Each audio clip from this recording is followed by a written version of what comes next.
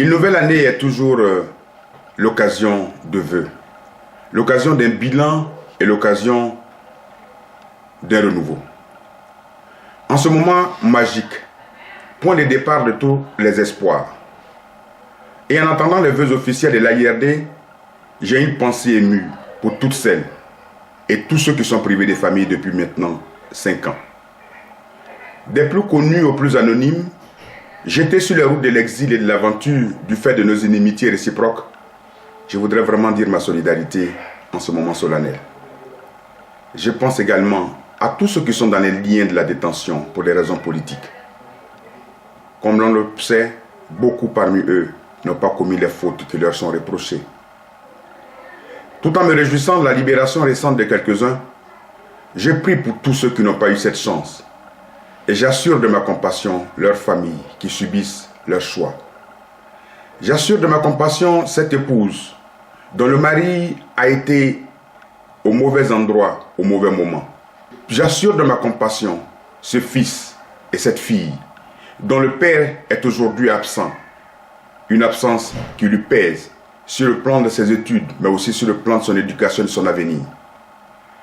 Qu'il s'appelle donc Laurent Gbagbo, Simone et Yves Gbagbo, Charles Blé Goudé, Issa Koulibaly Malik, Hubert Oulay, Awa Dommelo, Émile Guideourou, Kone Katina, Angèle Nyonsoi, Aswadou, Ben Soumaoro, Ali Keïta, Alphonse Mangli, Kwa Justin, Léon Monet, qui s'appelle Gadji Seli, Kipré, Soro, Amidou, Alexandre, Kwadjo, Messou, et j'en passe, avec le risque de ne citer qu'un échantillon national, ou qu'ils soient de simples citoyennes et citoyens victimes de leurs opinions.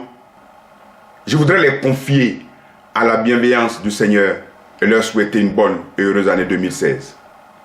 Aux femmes et aux hommes qui conduisent le destin de la Côte d'Ivoire, je souhaite d'un cœur sincère un plein succès dans leur mission, succès qui fera sans doute changer en mieux le vécu de leurs compatriotes. Puisse le Seigneur les guider vers plus de solidarité et d'amour et les faire d'entrer dans l'histoire par la porte positive.